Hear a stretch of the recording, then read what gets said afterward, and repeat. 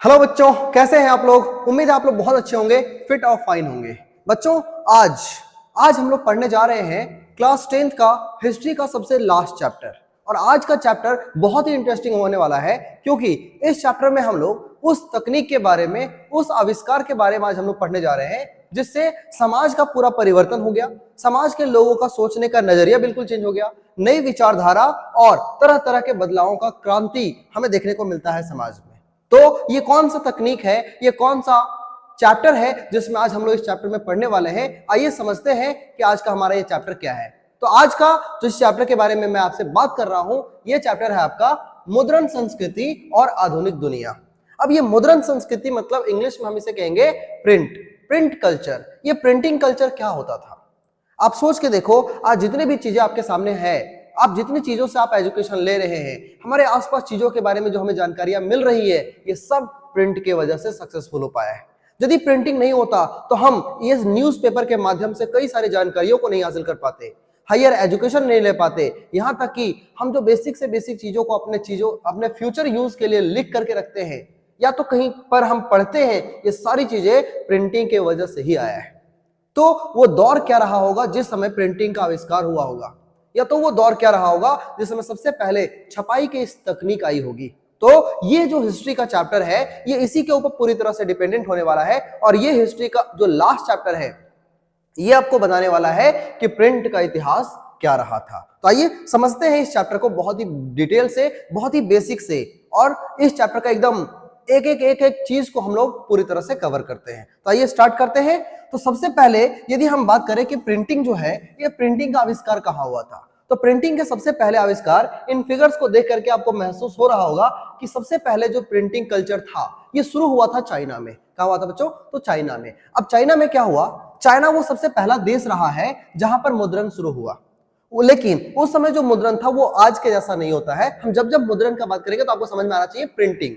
अब जैसे आज प्रिंटिंग होता है, तो इस तरह के प्रिंटिंग जो है वो शुरुआत में नहीं हुआ करता था। आज जैसे प्रिंटिंग आज हम लोग मशीनों से होता है, कलर्स यूज होते हैं, पेपर्स यूज होते हैं। आज तो सब कुछ बहुत ही हाई टेक्नोलॉजी वाला हो चुका है। आज का प्रिंटिंग तो ना जाने, आज कपड़ों से लेकर के कई सारे प्लेटों पे और कप्स, इन सभी के ऊपर भी प्रिंटिंग हो रही है। लेकिन प्रिंटिंग का इतिहास कैसा रहा था? जब प्रिंटिंग शुरू हो रहा था उस समय प्रिंटिंग क्या इस तरीके से आज के जैसा बिल्कुल आसान था, या उस समय प्रिंटिंग का एक अलग कल्चर हुआ करता था? तो बच्चों, उस समय का बिल्कुल ही एकदम अलग पैटर्न आज आपको देखने को मिलने वाला है। तो चीन वो देश रहा था सबसे पहले जहां पर आपका मुद्रण देखने को मिलता है। जहां पर टेक्नोलॉजी आती है, वहां के लोग जो है वो मुद्रण को स्टार्ट करते हैं, चीजों को छापना शुरू करते हैं। लेकिन उस समय जो छापा जाता था वो इस तरीके से नहीं जैसे कि आज था। उस समय लकड़ी के काट उसके तख्ते के ऊपर छापा जाता था। और उसके लिए क्या होते थे, आइए इस चैप्टर में पढ़ते हैं। तो सबसे पहले इसका ये शुरुआत कहाँ होता है? ये होता है आपका चीन में। और चीन में शुरुआत होने के साथ साथ 594 ईस्वी में चीन से अस्थायी लोग जो है वो काठ के तख्ते पर जो है उसकी छपाई किया करते थे। मतलब काठ का जो है, लकड़ी का जो है वो तख्ता हुआ करता था, उसके ऊपर केवल छपाई हुआ करती थी। और वो भी हम बहुत ज्यादा पुरानी मेथड के बारे में आपसे बात कर रहे हैं। और वो जिस मेथड का इस्तेमाल करते थे, जिस स्टाइल का इस्तेमाल करते थे प्रिंटिंग करने के लिए, उसे कहा जाता है एकार्डियन शैली। क्या कहा जाता है? एकार्डियन शैली। इसके बाद वहां उस पर जो लिखने वाले व्यक्ति हुआ करते थे, जो उसको बहुत ही सुंदर सुंदर राइटिंग में जो उसके ऊपर लिखा करते थे, उन सभी व्यक्तियों को कहा जाता था, या तो कहा जाता था सुलेखनविश, या तो उन्हें खुशनवीस कहा जाता था। जो प्राचीन सभ्यता में चीड़ के पत्रों के ऊपर आप पढ़े होंगे, भारत के भी प्राचीन जब आप इतिहास पढ़ते हैं तो उसमें आपको देखने को मिलता है कि किस तरह से काठ के तख्तों के ऊपर जो है उन सभी चीजों को लिखा जाता था। यदि हम बात करें तो बहुत लंबे समय तो जो है वो चीन, चूंकि इसका शुरुआत करने वाला देश जो है वो चीन ही रहा, इसीलिए शुरुआत में जो है सो चीन की जितने भी मुद्रण सामग्री हुआ करता था, प्रिंटिंग करने के लिए जो काठ के तख्ते हुआ करते थे, इन सभी चीजों का बहुत लंबे समय तक जो है ये बहुत ही बड़ा उत्पादक रहा। और पूरे विश्व में जो है वो यहां से आयात निर्यात किया करता था। और ये जो आयात निर्यात होता था वो वही एक सबसे फेमस मार्ग जो है जिसका नाम है रेशम मार्ग, इसी मार्ग के जरिए जो है सो ये व्यापार भी हुआ करता था। तो बहुत लंबे समय तक प्रिंटिंग के ऊपर जो है सो चाइना का कब्जा रहता है। और चाइना बहुत ही बखूबी जो है सो बहुत बड़े अमाउंट में जो है सो इस तरीके से काट के तख्तों को एक जगह से दूसरी जगह भेजा करता था। और इस तरीके से वो सबसे ज्यादा दबदबा बना के रखा था इस प्रिंटिंग वर्ल्ड के ऊपर। इसके बाद यदि हम बात करें तो चाइना से यही सारी टेक्नोलॉजी जो है वो धीरे धीरे जापान की तरफ, जो कि उसी के पड़ोस में है, तो जापान और कोरिया जो देश, कोरियाई देश हैं, इन सभी जगह पे ये टेक्नोलॉजी जाती है और ये टेक्नोलॉजी अब धीरे धीरे चाइना से निकल करके और धीरे धीरे जापान और कोरिया देशों में सबसे पहले जाता है। अब आप सोच रहे होंगे सर ये जो चैप्टर है इससे हम क्या समझने वाले हैं? बच्चों, प्रिंटिंग एक ऐसा चीज है ना जिसके वजह से पूरा समाज को देखने का नजरिया, उनकी समझ लीजिए कि एक विचारधारा में जो क्रांति आई है, हर जगह पे लोकतंत्र में बदलाव आया है इतना बड़ा, जहां पे राजतंत्र बहुत सदियों से चली आ रही जो राजनीतिक व्यवस्था हुआ करता था, इन सभी में बड़े बड़े बदलाव देखने को मिलते हैं और ये सब संभव हो पाया है प्रिंटिंग की वजह से। आप इमेजिन करिए ना, आपके घर बैठे बैठे आज चीजें उपलब्ध हो रही हैं। आप जो पढ़ाई कर रहे हैं वो किताब यदि नहीं होते तो हम कैसे पढ़ाई स्टार्ट कर पाते? तो ये प्रिंटिंग जो है वो हमारे समझ लीजिए मॉडर्न समाज को बनाने में, सभ्यता को आगे बढ़ाने के लिए जो है सो प्रिंटिंग का एक अहम योगदान रहा है। तो इस विषय में हम लोग पढ़ेंगे। तो इस स्लाइड में आपने पढ़ा कि किस तरह से चीन जो है वो सबसे पहला उत्पादक देश रहा, जिसके बाद टेक्नोलॉजी जो है वो जापान और कोरिया की तरफ मूव करता है। चलिए आगे समझते हैं। 16वीं शताब्दी में यदि बात करें तो हर जगह पे जो है वो सिविल सर्विस की परीक्षाएं शुरू होती है, खासकर चाइना में। चाइना में जब सिविल सर्विस की परीक्षाएं शुरू होती है और स्कूल से स्टार्ट होते हैं, तो बच्चों को पढ़ने लिखने के लिए अब मुद्रित सामग्री की आवश्यकता थी, उन्हें बहुत सारे कॉपी किताब की आवश्यकता थी, उनके लिए ऐसी चीजों का आवश्यकता था जिनसे वो लंबे समय तक उसे पढ़ सके और वो लिखा हुआ चीज उसके पास सेफ रह सके। इसीलिए जब सिविल सेवाओं की परीक्षा स्टार्ट होती है और बच्चों के जब स्कूल से स्टार्ट होते हैं, तो स्कूल की जरूरतों को पूरा करने के लिए भी मुद्रण संस्कृति बहुत ज्यादा अहम योगदान निभाता है। इसी बीच जब इस तरह से अब मुद्रण स्टार्ट हो चुका था, अब कई सारी मशीनें भी बन चुकी थी, ये हम आगे की बात कर रहे हैं।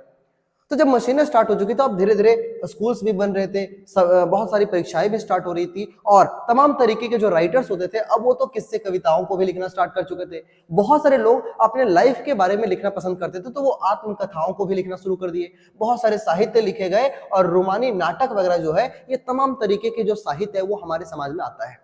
इससे लोग जो है वो अपनी जिंदगी के साथ साथ वो दूसरों की जिंदगी के बारे में भी समझते थे, उनसे प्रेरणा लेते थे और तमाम तरीके की जानकारी को हासिल किया करते थे।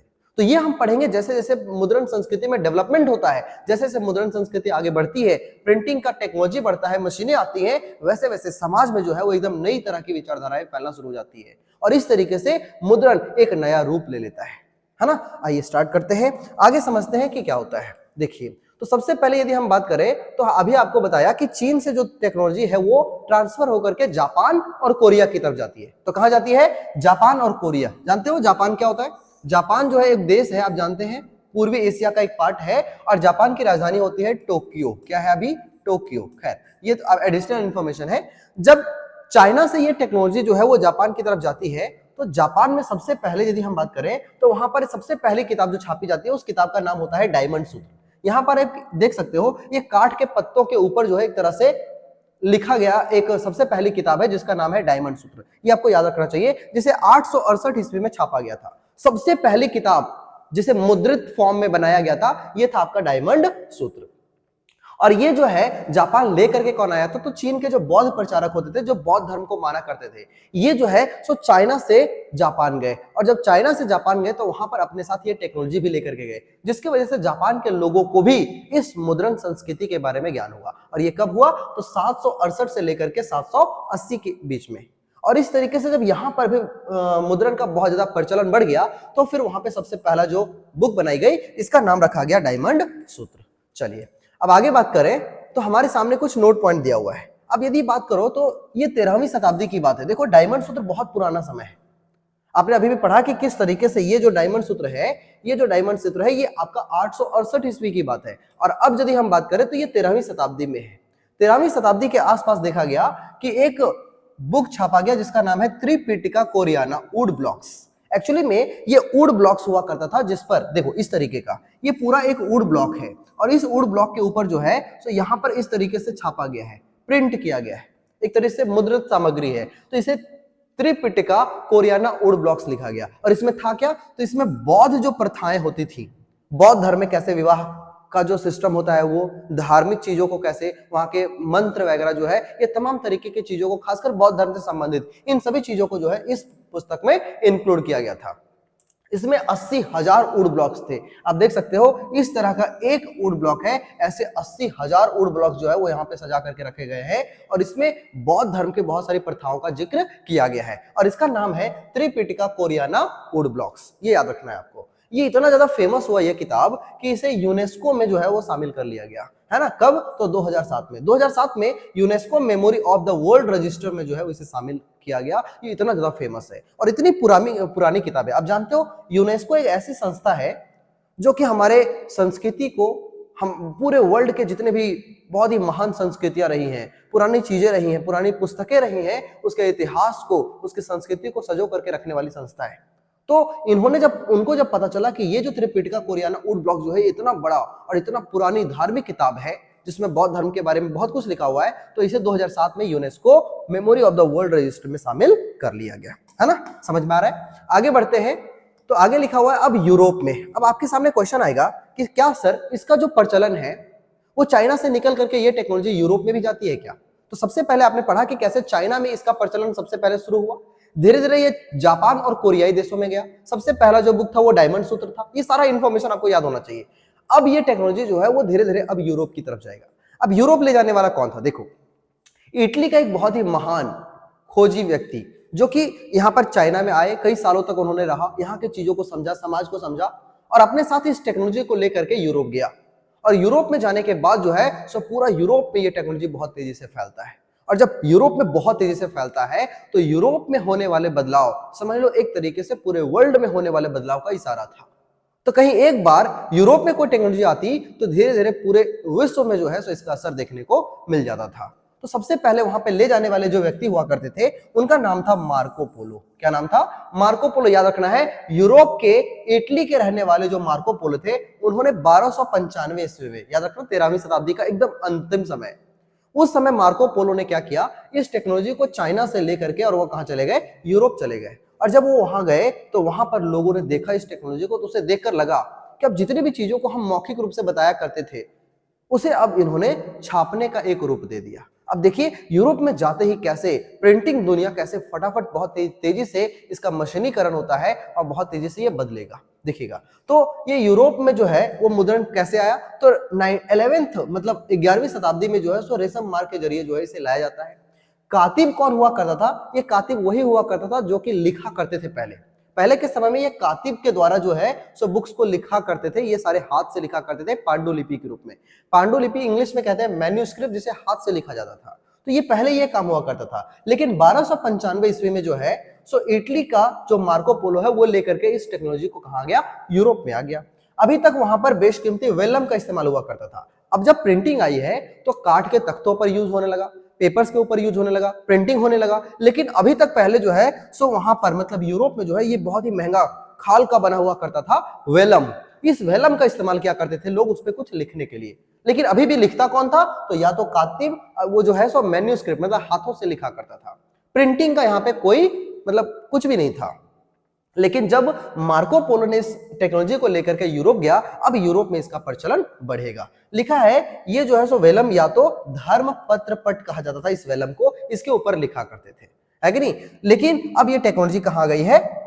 यूरोप आ गई है। तो याद रखना यही है हमारे मार्को पोलो, और इस तरीके से जो है इन सभी चीजों के ऊपर पहले लिखा करते थे। अब बात करते हैं आगे।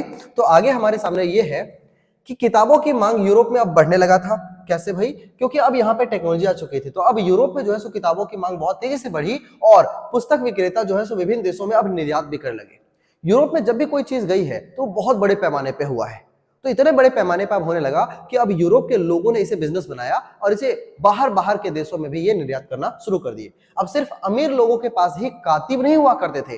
अब ये कातिब कौन है? देखो, सुलेखक या कातिब एक ही व्यक्ति है जो बहुत ही सुंदर सुंदर राइटिंग में लिखा करते थे। तो ये टेक्नोलॉजी आने से पहले जो है सो यूरोप के जो अमीर घराने के लोग हुआ करते थे वो अपने यहाँ कातिब को रखा करते थे, जिनके हाथों से लिखने की वजह से जो है वो तमाम तरीके के जो मतलब समझ लीजिए मुद्रित या तो हाथ से लिखी हुई चीजें हैं वो उपलब्ध हो पाता था।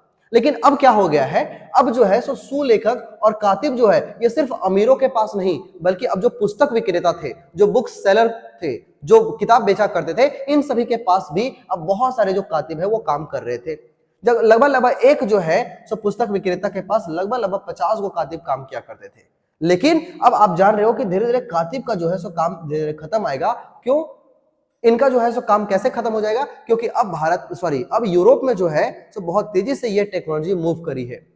मार्को पोलो के द्वारा इस मुद्रित टेक्नोलॉजी को लाने की वजह से अब वहां का जो लोग हैं, अब उसी टेक्नोलॉजी को ऐसा नहीं है कि कॉपी कर लिया तुरंत, उसमें सुधार करने की बात करी। और इसमें सबसे बड़ा जो सुधार करने की बात कही या सबसे पहला जो सबसे बड़ा सुधार किया वो व्यक्ति का नाम था योहान्स गुटेनबर्ग। क्या नाम था? योहान्स गुटेनबर्ग, जिन्होंने क्या किया है 1430 में जो है सो उसी प्रिंटिंग मशीन में उसमें बदलाव किया। और किस तरीके से बदलाव किया ये हम लोग समझते हैं अगले स्लाइड पे। तो जोहान्स गुटेनबर्ग, ये नाम आपको याद रहना चाहिए, गुटेनबर्ग और प्रिंटिंग प्रेस। कैसे धीरे धीरे गुटेनबर्ग ने जो है इस टेक्नोलॉजी में सुधार करते हैं और प्रिंटिंग प्रेस का एक नया दौर स्टार्ट होता है। कैसे समझते हैं? गुटेनबर्ग के जो पिताजी हुआ करते थे वो एक इस तरीके का तेल और जैतून पेरने की एक मशीन हुआ करती थी, इसका व्यापार किया करते थे। कौन? गुटेनबर्ग के पिताजी। तो जब वहां से ये टेक्नोलॉजी इसके पास पता चला, बचपन से उसे देखते देखते उनको लगा कि क्यों ना इसी मशीन के जैसा हम प्रिंटिंग के मशीन को भी यही मॉडल के रूप में हम सजा दें। और यही वजह था कि वो बचपन से उस मशीन के चीजों को देखते देखते उन्होंने प्रिंटिंग को एक नया रूप दे दिया। और अब जो है सो काठ के तख्ते नहीं होते थे। अब आपको एक बात समझना होगा, पहले क्या होता था कि ये काठ का तख्ता है, काठ के तख्ते के ऊपर क्या होता था कि कोई भी मान लो कि हमको अभी हम आपको अपनी लिपि में बताए तो जैसे कि मान लीजिए हम क लिख रहे हैं तो क के जैसा ही यहाँ पर क्या करता था, उस काठ के ऊपर जो है तो ये साइड साइड एरिया को गड्ढा करके और ये उकेर लेता था। मतलब ये एकदम क के शेप में जो है सो चीजें वहां बनी रहती थी। अब क्या होता था, यदि यहाँ पे इस तरह से बना हुआ है तो इसके ऊपर किसी कलर को डाल करके और कहीं पे ठप्पा मार दिया जाए, जैसे जैसे कि मोहर आप लोग देखते होंगे जो स्टैंप होता है ना, तो जो मोहर होता है जिस तरीके से आज है उसी तरीके से यहाँ पे लकड़ी के ऊपर हुआ करता था और इस तरीके से प्रिंटिंग हुआ करती थी पहले। लेकिन लकड़ियां खराब हो जाती थी, बहुत कम समय तक ही वो यूज हो पाता था। इसीलिए जोहान्स गुटेनबर्ग ने क्या किया, इन्होंने 1848 ईस्वी तक जैतून प्रेस और मॉडल से अक्षरों की धातुई आकृति में गढ़ने वाला मशीन बना दिया। अब इन्होंने क्या कर दिया, ये जो है जहां पर लकड़ी इस्तेमाल हुआ करता था अब यहां पर इन्होंने धातु मतलब किसी मेटल का जो है वो चीजों को बना दिया।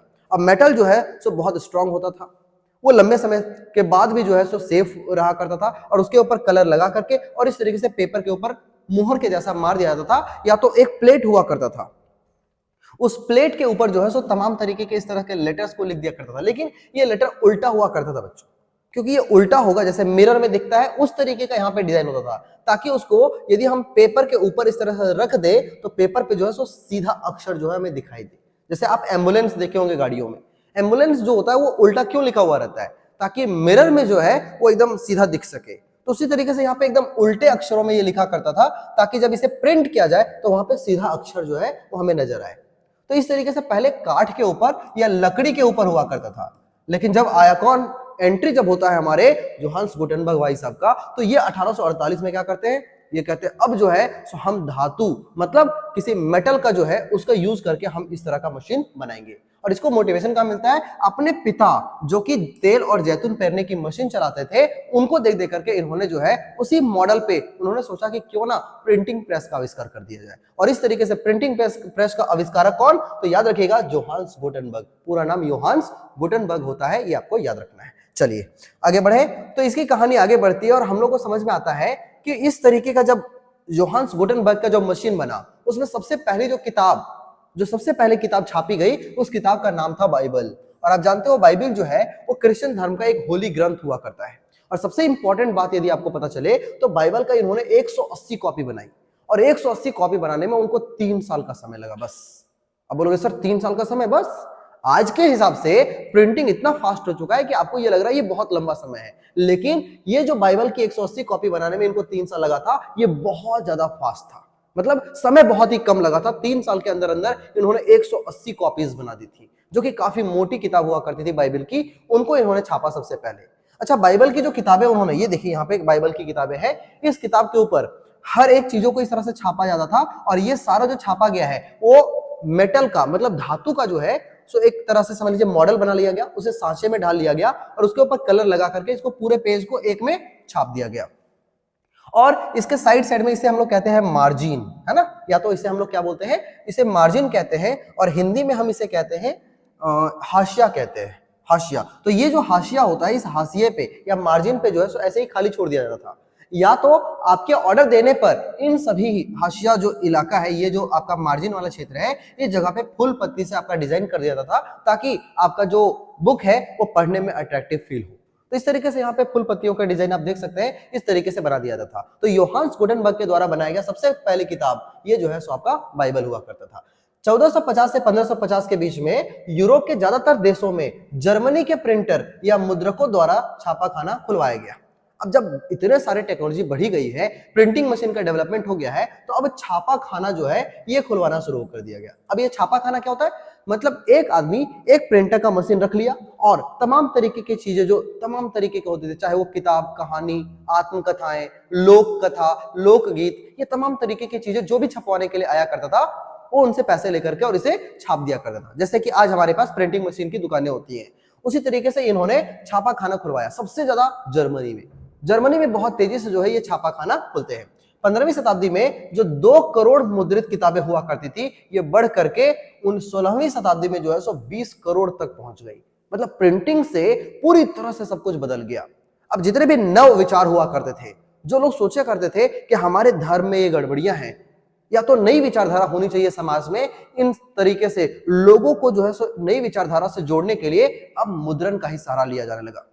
प्रिंटिंग मशीन इतना ज्यादा फेमस हुआ कि प्रिंटिंग मशीन की वजह से ही जो है सो पूरी तरह से समाज बदलता है, विचारों का एक नया प्रवाह शुरू होता है बच्चों, है ना। आगे बढ़े, लिखा है हाथ की छपाई की जगह अब कौन ले चुका था, तो यांत्रिक मुद्रण ले चुका था। अब मशीनें ले चुकी थी, क्योंकि अब मशीनें आ चुकी थी और मुद्रण जो है वो अब कातिब नहीं लिखा करते थे, बल्कि ये मुद्रित हो जाया करता था, क्योंकि अब मशीनें जो है वो बहुत ही आराम से, बहुत ही तेजी से जो है वो किताबों को छाप दिया करता था। चलो आगे बढ़ लेते हैं। आई होप आपको बहुत ही अच्छे से समझ में आ रहा होगा और आपको इसी तरह से बहुत ही ध्यान से केवल चैप्टर को पढ़ लेना है।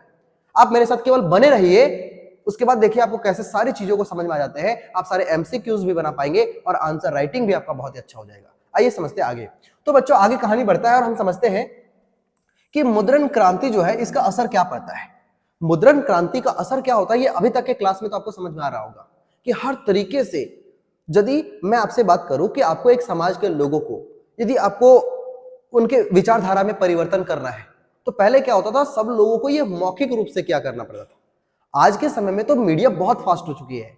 जैसे कि सोचो कि उस जमाने में जिस समय प्रिंटिंग नहीं हुआ करता था, उस समय यदि लोगों को आपको समझाना है तो आप एक सभा बुला सकते थे, वहां पे लोगों को बैठ करके आपको समझाना पड़ता होगा।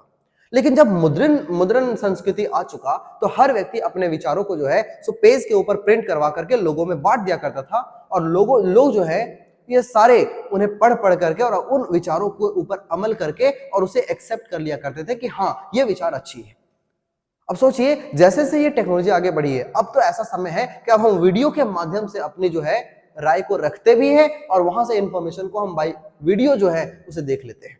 तो आज का टेक्नोलॉजी तो और फास्ट हो गया है। हमें अब इंफॉर्मेशन को, नई विचारधाराओं को फैलाने के लिए अब हमें उस न्यूज़पेपर के ऊपर या किसी प्रिंटेड मटेरियल के ऊपर आश्रित रहने की जरूरत नहीं है। अब तो बहुत सारी ऐसी चीजें हो गई है कि हम वीडियो के माध्यम से एक्सप्रेशन के साथ जो है हम चीजों को बता सकते हैं और इस नई विचारधारा को फैलाने के लिए आज की मीडिया तो और ज्यादा तेज हो चुकी है। लेकिन ये वो जमाना रहा है जिसमें मुद्रण संस्कृति की वजह से उसका असर देखने को मिलता है यूरोप में। अब कैसे कैसे असर देखने को मिलते हैं? सबसे पहला असर तो दिखता है कि नया पाठक वर्ग जन्म ले लेता है। कैसे भाई? नया पाठक वर्ग अचानक से कैसे कोई पढ़ना शुरू कर देगा? देखो बच्चों, जब तक यहाँ पर कातिब लिखा करते थे तब तक किताबें बहुत ही महंगी बिकती थी। क्यों? क्योंकि उसे लिखने में काफी वक्त लगता था और काफी एनर्जी भी लगती थी, बहुत सारे लोग लगते थे, इसीलिए रिसोर्सेज ज्यादा लगने की वजह से जो है वो किताबें जो होती थी वो बहुत ही महंगी होती थी। लेकिन अब चूंकि ये प्रिंटेड मटेरियल है तो ये अब किताबें सस्ती होने लगी। जो लोग पहले नहीं पढ़ा करते थे अब उनका पढ़ने लिखने का साधन भी बढ़ने लगा, प्राइमरी स्कूल्स खुलने लगे, लोग शिक्षित होना शुरू किए। अब जब लोग पढ़ना शुरू किए तो नया पाठक वर्ग भी स्टार्ट हुआ, क्योंकि किताबें सस्ती हो चुकी थी इसीलिए नया पाठक वर्ग जो है वो स्टार्ट हो चुके थे, पढ़ना शुरू कर चुके थे। अब जितने लोग पहले सिर्फ सुना करते थे, पहले श्रोता थे, अब वो पाठक बन चुके थे, अब वो खुद से पढ़ रहे थे।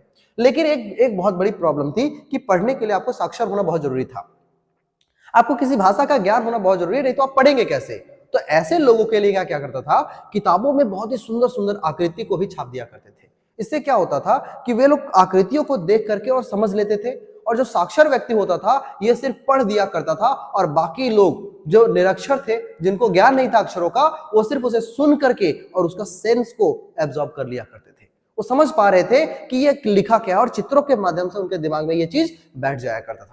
जनरली ये होता कहां था? सोचो, ये हुआ करता था ग्राम के सभाओं में और शराब घरों में। सोचो, ये जो है शराब के अड्डे पे जो है सो एक आदमी पढ़ रहा है बहुत लाउडली, जो साक्षर है, और सारे लोग जो है वो उसे सुन सुन करके और उस चीज को सीखने की कोशिश कर रहे हैं। मतलब सोच रहे हो, हाँ, शराब के अड्डों पे भी ये सारे काम हुआ करते थे, लेकिन आज होता है क्या? आज कहाँ होता है। लेकिन और ग्राम के सभाओं में इस तरीके से जो साक्षर लोग हुआ करते थे, ये साक्षर लोग जो है वो मिल करके और सभी लोगों को, जो निरक्षर लोग होते थे, उन्हें ओरली समझा दिया करते थे। तो इस तरीके से आप देखो तो बहुत बड़े पैमाने पे जो है सो पाठक वर्ग तैयार हुआ, बहुत लोगों तक जो है वो सूचनाएं अब बहुत तेजी से फैलना शुरू हो गया। चलिए, समझ में आ रहा है आप लोग को? आगे लिखा है धार्मिक विवाद और प्रिंट का डर। अब आपको समझ में आएगा कि कैसे इस प्रिंट की वजह से धर्म भी संकट में आ जाता है। धर्म कैसे संकट में आ गया सर? देखो, आप सोचो कि जब तक प्रिंट नहीं था तब तक जो ऊंचे वर्ग के लोग हुआ करते थे, जैसे हमारे देश में ब्राह्मण, क्षत्रिय, ये सारे जो लोग हुआ करते थे वो अपने अनुसार धर्म को जो है सो ढाल करके रखे हुए थे। जो पुरानी बाइबल हुआ करती थी, उस पुरानी बाइबल में बहुत सारी कुरीतियां भी थी। अब हम बाइबल की बात क्यों कर रहे हैं? क्योंकि यूरोप में ज्यादातर लोग बाइबल को ही मानते हैं, वहां पे क्रिश्चियंस ज्यादा है। तो यहां पर क्या हुआ कि वहां के जितने भी लोग हुआ करते थे वो पुराने बाइबल को मानते थे, और पुराने बाइबल में बहुत सारी कुरीतियां थी। जैसे कि हम अपने धर्म की बात करें तो हमारे हिंदू धर्म में भी, या तो हमारा जो खासकर हिंदुस्तान में ज्यादातर लोग फॉलो करते हैं, इसमें भी बहुत सारी कुरीतियां रही थी पहले से।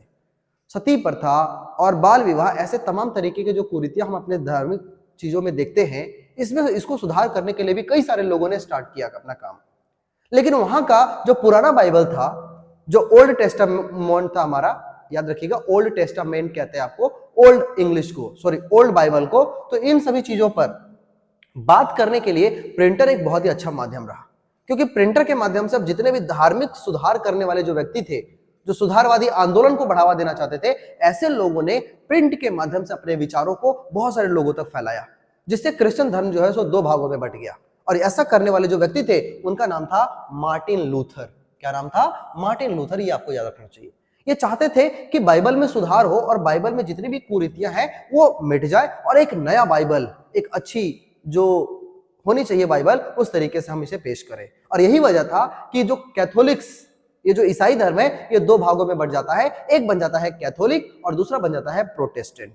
कैथोलिक और प्रोटेस्टेंट में बस इतना अंतर है कि कैथोलिक जो होते थे वो ओल्ड, मतलब पुराने बाइबल को मानते थे, और जो प्रोटेस्टेंट हुआ करते थे ये नए धर्म को, और एकदम समझ लीजिए कि एडवांस या बाइबल के चेंज हुए रूप, जिसमें किसी तरह की कोई कुरीतियां ना हो, ऐसे धर्म को मानने पे विश्वास रखा करते थे। और ऐसा करने वाले, इस आंदोलन को स्टार्ट करने वाला आदमी कौन था? तो मार्टिन लूथर।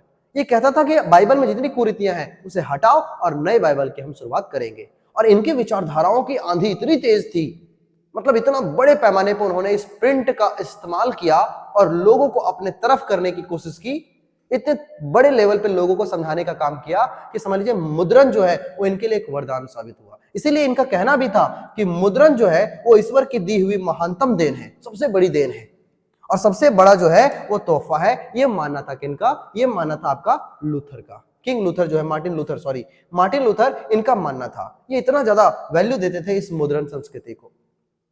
इसकी बात करें तो इसी समय में धर्म गुरुओं, शासक, लेखक और कलाकारों ने अपने लेखन के जरिए जो है सो धर्म गुरुओं के खिलाफ, शासन के खिलाफ जो है, अब तो राजाओं के खिलाफ भी लिखा जाने लगा। उनके ऐशो आराम की जिंदगी को जो है सो बहुत ही सार्वजनिक तौर पे जो है किताबों पे उछाला जाने लगा। उनकी इज्जत अब दांव पे लगी हुई थी। यही वजह था कि वहां के जो धर्म गुरु हुआ करते थे या शासक होते थे, वो इस प्रिंटर से बहुत ज्यादा डरे हुए थे। वो बहुत ज्यादा डरे हुए थे और सोच रहे थे कि कैसे इन प्रिंटर के ऊपर अब हमें लगाम लगाना पड़ेगा। हालांकि धीरे धीरे इस पे लगाम लगता है, लेकिन अभी के शुरुआत में जो है सो लेखक लोग अपने लेखन के जरिए जो है सो इन सभी का बहुत ही ज्यादा बड़े जोर शोर से आलोचना स्टार्ट कर देता है। यदि हम बात करें तो न्यू टेस्टामेंट जो है वो 5000 प्रतियां जो है, ये मार्टिन लूथर है, इनके कहे अनुसार बाइबल के दो भाग बनते हैं। एक लोग बन जाते हैं आपके प्रोटेस्टेंट, दूसरा कैथोलिक। जो ओल्ड बाइबल को मानते हैं वो कैथोलिक्स, जो नए को मानते हैं वो प्रोटेस्टेंट। और इस वजह से जो है नया टेस्टामेंट जो आया हमारे, किसका? बाइबल का नया टेस्टामेंट आया, इसकी 5000 कॉपियां तो एकदम तुरंत बिक गई, क्योंकि इस बाइबल में जो है तो सारी चीजों को सुधार दिया गया था। जितनी कुरीतियां थी उस पर बात की गई थी, और जो दूसरा संस्करण था उसे तुरंत निकालना पड़ गया, क्योंकि ये तो हाथों हाथ बिक गया सबका। तो सोचिए इतना बड़ा बदलाव जो मार्टिन लूथर किंग ने कर पाया, अपने धर्म में सुधार कर पाया, ये इस वजह से हो पाया क्योंकि हमारे पास था प्रिंटर, हमारे पास था मुद्रण। अब हमारे पास सब कुछ था, प्रिंटिंग की मशीनें थी, यही इसी वजह से ये जो है संभव हो पाया। तो आप देख पा रहे हो कि कैसे धर्म में परिवर्तन जो है वो इसकी वजह से, सॉरी, धर्म में जो बदलाव हो रहे हैं, उनकी कुरीतियों का बदलाव हो रहा है, ये प्रिंटर के वजह से ही हो रहा है। यदि हम बात करें तो क्या इसका कोई प्रतिरोध भी हुआ सर? क्या लोगों ने, धार्मिक गुरुओं ने, शासकों ने क्या इसका कोई प्रतिरोध नहीं किया? तो इसका प्रतिरोध भी होता है। 16वीं शताब्दी में जैसे, अब देखो इसका कुछ डेमेरिट्स क्या थे। जैसे कि एक व्यक्ति था 16वीं शताब्दी में, वो सोचा कि जैसे मार्टिन लूथर ने किया है वैसा हम भी बाइबल का एक नया स्वरूप बनाएंगे। उस व्यक्ति का नाम था, इटली का एक किसान था जिसका नाम था मेनोकिया। क्या नाम था? मेनोकिया। ये क्या किया, बाइबल को पढ़ा। बाइबल को पढ़ने के बाद जैसे जैसे उसको समझ में आया, वो अपने हिसाब से अर्थ निकाला, और अपने हिसाब से अर्थ निकाल करके और बाइबल का एक नया रूप तैयार कर दिया। अब लोगों को जो है वो अपनी ओर करना चाह रहा था। अच्छा, ये ऐसा किताब लिखा बाइबल के नए अर्थ में। उन्होंने क्या किया कि शासकों के खिलाफ, धर्मगुरुओं के खिलाफ जो है वो बहुत ज्यादा बोला, सबसे ज्यादा आलोचना किया, उसको बहुत भला बुरा बोला। और इस वजह से अब जो है सो धर्म गुरुओं को और शासकों को लगने लगा कि अब प्रिंटिंग के ऊपर हमें नियंत्रण करना पड़ेगा, क्योंकि यदि हम नियंत्रित नहीं किए तो ये हमारे खिलाफ भी बहुत बोलेगा और समाज जो है वो बहुत ज्यादा अशांति से फैल जाएगा। हम धर्म गुरुओं का रेपुटेशन एकदम धजिया उड़ जाएगा और शासकों का तो समझ लीजिए कुछ रहेगा ही नहीं। तो इस वजह से अब इन लोगों को लगा कि अब हमें कंट्रोल करना पड़ेगा, और धर्म गुरुओं ने मिलकर के और एक सिस्टम स्टार्ट किया जिसका नाम था इंक्विजिशन। इस इंक्विजिशन में क्या हुआ कि जो भी लोग इस तरीके से बेवजह जो है फालतू भड़काऊ चीजों को लिखा करते थे, इन सभी को सबसे पहले वार्निंग दी जाती थी, और वार्निंग देने के बाद भी यदि ये नहीं माना तो इसे फांसी की सजा दे देते थे। अब फांसी जैसी सजा जो है वो सिर्फ प्रिंटिंग की वजह से हो रही है। 1558 में प्रकाशकों और पुस्तक विक्रेताओं पर अब पाबंदी लगा दिया। बोला कि आप हर एक चीज को इस तरह से पब्लिश नहीं कर सकते, क्योंकि प्रिंटिंग के वजह से पूरे समाज में उथल पुथल की स्थिति हो सकती थी। अब क्या हुआ, प्रतिबंधित किताबों की सूची भी रखा जाने लगा। अब उन्होंने कहा, जो धर्म गुरु थे या शासक थे, वे कहा करते थे कि किस तरीके से आपको कौन कौन सी किताबें आपको अपने पास रखनी है, कैसी कैसी किताबों को बेचनी है, इसका एक लिस्ट हमारे पास होना चाहिए।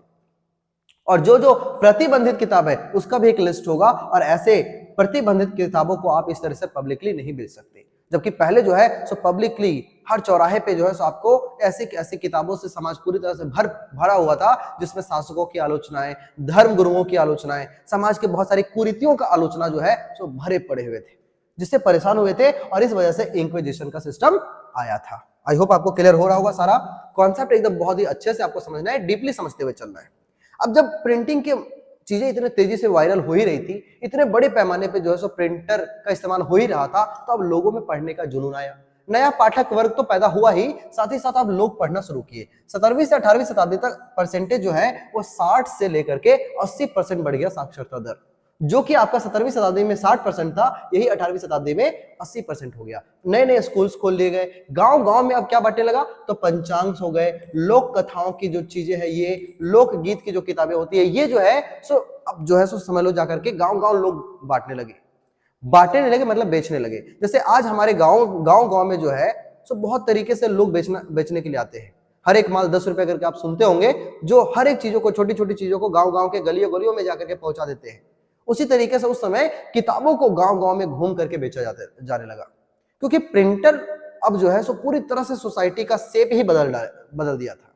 अब ये जो छोटी छोटी चीजें हैं, जिसे लोग जो है दूसरों के माध्यम से सुना करते थे, लोक कथाओं को, लोक गाथाओं को, लोक गीतों को, अब इन तमाम चीजों को अब किताब में रूप दे दिया गया, जिन किताब को पढ़ करके लोग बहुत ही आराम से जो है उन सभी लोक कथाओं को सीख लिया करते थे। इंग्लैंड में एक बुक चला करता था जिसका नाम है पेनी बुक्स। इसको जनरली कहा जाता है एक पैसिया बुक। एक पैसिया समझते हो, मतलब बहुत ही कम अमाउंट में इसे खरीदा जा सकता था। एक पैसिया बुक, इसे पेनी चैप बुक्स कहा जाता था, है ना। आप इधर देख भी सकते हो, यही है आपका पेनी, जो कि मतलब पॉकेट में रखा जा सकता है। एकदम छोटी सी किताबें हुआ करती थी, और ये गांव में बेचा जाने लगा। सोचिए कितने बड़े पैमाने पर प्रिंटिंग हो रही थी, और लोग इस तरह की छोटी छोटी कहानियों को पढ़ना चाहते थे। तो ये सारी चीजों को बहुत ही अच्छे से बेचा जाने लगा। अच्छा, जो बेचते थे उस व्यक्ति को हम कहते थे चैपमैन। जो चैप बुक्स को बेचता था उसे चैपमैन कहते थे। लिखा है उसमें प्रेम कहानियां हुआ करती थी, युद्ध और व्यापार के बारे में जानकारी होता था। Isaac Newton, Thomas Paine, Voltaire, Jean Jacques Rousseau, ऐसे लोगों के आविष्कार और विचार जो थे वो भी किताबों में शामिल किया जाने लगा। अब आप समझ पा रहे हैं, ये बहुत ही फेमस लोग हैं। आइजक न्यूटन को हर कोई जानता है ना। टॉमस पेन एक बहुत ही अच्छे राइटर, वोल्टेयर और जया जॉक रूसो, जिन्होंने फ्रांस की क्रांति में लोगों के विचार बदलने में जिन्होंने बहुत ज्यादा मदद किया।